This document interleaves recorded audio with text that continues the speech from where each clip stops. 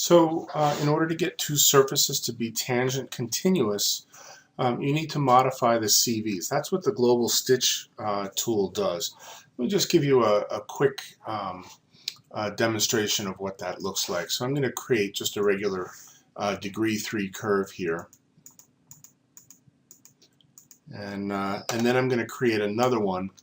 And I'll start by snapping the first vertex to this curve here.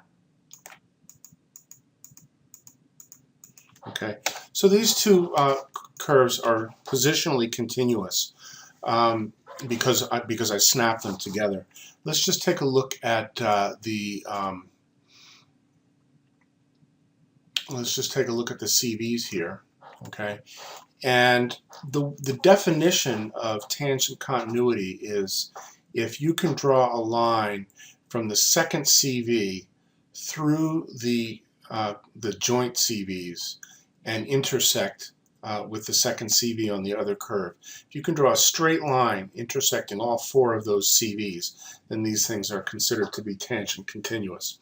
So if I want to make these two curves tangent continuous, the easiest way to do this would be to go into component mode here, select the vertices, and just snap them to the grid. Now it doesn't matter where they are horizontally as long as they're snapped to the grid, to the same grid line. So let's just snap that one down there. We can snap this one, those two right there, and we can take this one and snap that one to the same grid.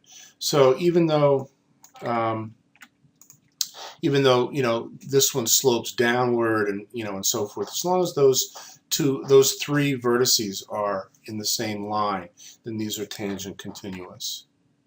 So I can just grab the 3 of them and rotate them, and as long as they, I rotate them all in the same plane, I still maintain my tangent continuity.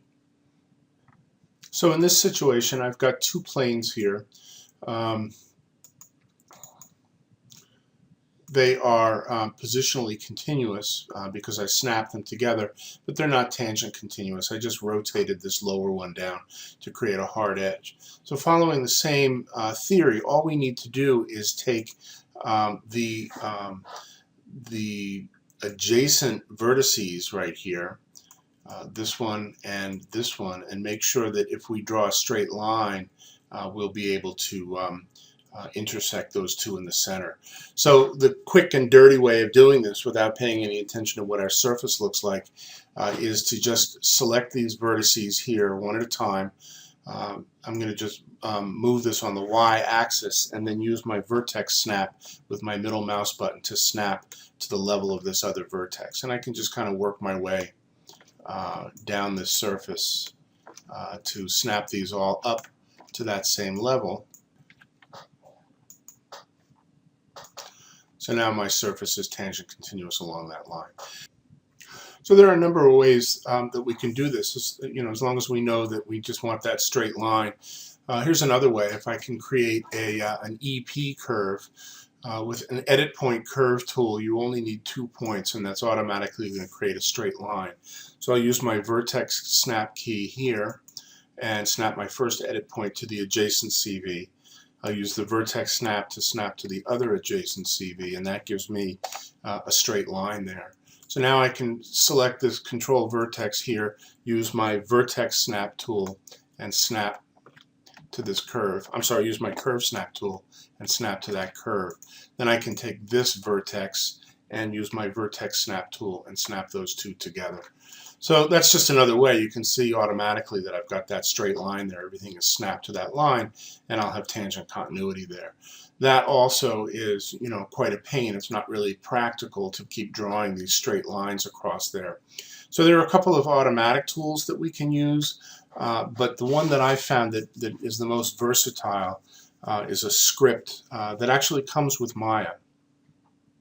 It's called tangentCVWin, and it's located in an unsupported scripts directory in your installation directory. I'm going to go ahead and open up, this is my computer here at the root. I'm going to go into the C drive, and under my program files, under Autodesk, under Maya 2014,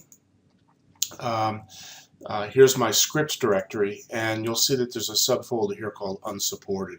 This is just a bunch of scripts that their developers wrote or that users have contributed that Autodesk feels are valuable but not quite worth building into the interface.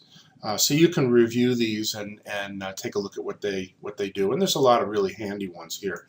The one that I'm looking for is this one here called tangentCVWin .mel.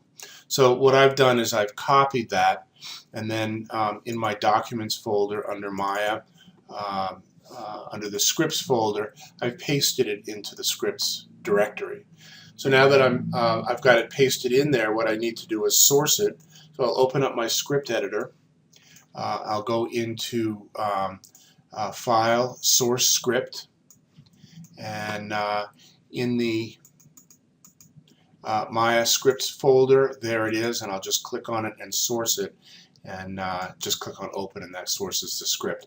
And so what that does is it just tells Maya that that script is there and it's available for use, and it knows where to find it. So in order to invoke the script, I just type in tangentCVWin at the mel command window. And what that does is it creates a little interface window for me. On the left side is a column that says CVs that move, and on the right side is a column that says CVs that don't, and then there's just a little operation button. So to operate this, I select my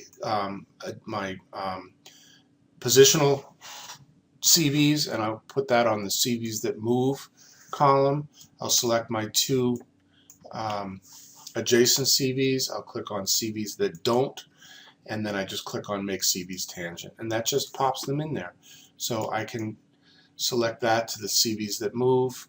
I'll select these, put them in the CVs that don't, and I'll click and say Make CVs Tangent. So I can work my way right down this like a zipper and just kind of go in and adjust the tangency at the spots where I want the tangent continuity to be a little bit better.